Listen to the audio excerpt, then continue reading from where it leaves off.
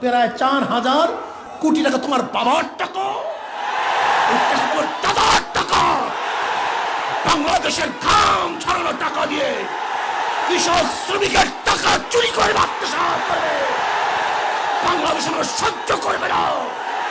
কত ধানে কত চাউল, প্রত্যেকটা টাকার হিসাব দেওয়া হবে। ভাইরা আমার, আজকে বাংলাদেশের মানুষ নতুন মুক্তি চায়, তারা বাঁচতে চায়।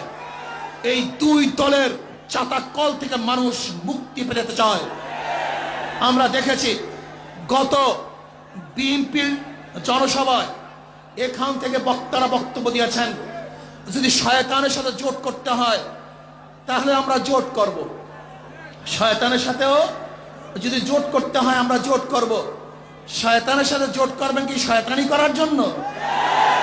হ্যাঁ, আপনারা শয়তানের সাথে কেন জোট করবেন? শয়তানি করার জন্য। ওই শয়তানদের সাথে জোট করা শয়তানদেরকে বাংলাদেশের মানুষের ক্ষমতায় নেবে না। বিএনপি কি কারো ক্ষমতায় যাবেন? আপনার ক্ষমতায় যাওয়ার কেন দরকারটা কি? আপনি কি কি করবেন? 2001-এ আপনাকে আমরা ক্ষমতায় নিয়েছিলাম, 91-তেও ক্ষমতায় নিয়েছিলাম, পারমানেন্স ভালো দেখাতে পারেন নাই, ব্যর্থ হয়েছেন। এই ব্যর্থ বিএনপিকে দ্বিতীয়বার বাংলাদেশের মানুষ আর ক্ষমতায় নেবে না। আর বর্তমানে আওয়ামী লীগের অবস্থা আমরা সবাই জানছি, দেখছি। আজকে বাংলাদেশের মানুষের মুখের উপরে, জবানের উপরে, তাদের সমস্ত শক্তির উপরে, স্বাধীনতার উপরে আজকে আওয়ামী লীগ যে স্টিম রোলার চালাচ্ছে, আজকে মানুষের বাক শক্তি বন্ধ করেছে, আজকে মানুষের স্বাধীনতা হরণ করেছে, আজকে ধর্ষণের মহড়া ঘটাচ্ছে, আজকে মানুষ গুম হচ্ছে, খুন হচ্ছে।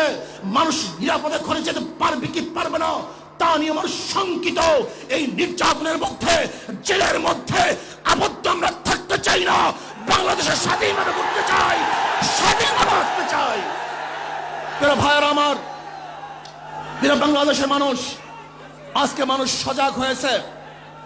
আজকে মানুষ ওই বিদেশিদের গোলামি করবে না। কয়েকদিন আগে বিজেপির এমপি মিস্টার শামী সাহেব আপনি বক্তব্য দিয়েছেন, বাংলাদেশকে দখল করবেন, বাংলাদেশকে দখল করার হুমকি দিয়েছেন। কিন্তু আমি পরের দিন পত্রিকায় খুব খুঁজেছি, দেখিনি কেউ এর প্রতিবাদ করে কিনা।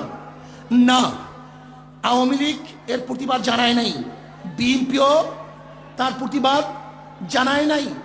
আমার তো মনে হয় যদি আমেরিকার কোনো এমপি বা জনগণ বাংলাদেশকে দখল করার হুমকি দিত, তাহলে মনে হয় যেন গোটা বাংলাদেশ জাগ্রত হয়ে যেত যে ওদেরকে প্রতিহত করো, ওদের মোকাবিলায় ঝাঁপিয়ে পড়ো। কতই না বক্তব্য শুনতাম।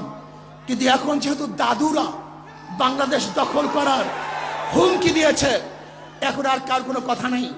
হ্যাঁ, আপনারা ভারতের গোলামি করতে পারেন, আপনারা ভারতের দালালি করতে পারেন, আপনারা ভারতের দিল্লির পাও চেটে ক্ষমতায় আসার স্বপ্ন দেখতে পারেন, কিন্তু এদেশের মানুষ ভারতের গোলামি করবে না, এদেশের মানুষ ভারতের দালালি করবে না।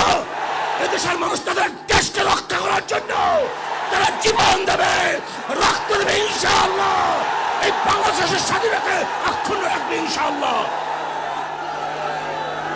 ভাইয়ের আমার, কাজে আগামী নির্বাচন এদেশের মুক্তি নির্বাচন, আগামী নির্বাচন এদেশের মানুষ স্বাধীনতা কামী মানুষের স্বাধীনতা নির্বাচন।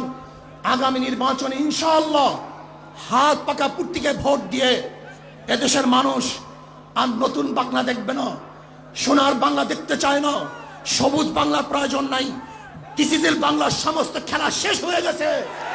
আগামী বাংলা হবে ইসলামের বাংলা, আগামী বাংলা হবে হাত পাকার বাংলা, আগামী বাংলা হবে ইসলামী আন্দোলনের বাংলা, আগামী বাংলা হবে বিশ্বের জার্মানের বাংলা ইনশাআল্লাহ। কাজে আসুন সম্মিলিতভাবে সবাই একত্রিত হয়ে আগামী নির্বাচনে ইসলামের পক্ষে হাত পাকা প্রতীককে বিজয় করার জন্য আজকে থেকে যার যা কিছু আছে সব নিয়ে ঝাঁপিয়ে পড়তে রাজি আছি ইনশাআল্লাহ। কাজে আসুন আল্লাহ পাক রব্বুল আলামিন আগামী নির্বাচনে ইসলামী আন্দোলন বাংলাদেশের হাত পাকা প্রতীকে বিজয় করেন।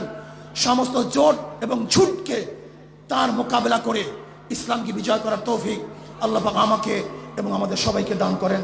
আমা আলাইনা ইল্লাল বালাগ। আসসালামু আলাইকুম ওয়া রাহমাতুল্লাহ।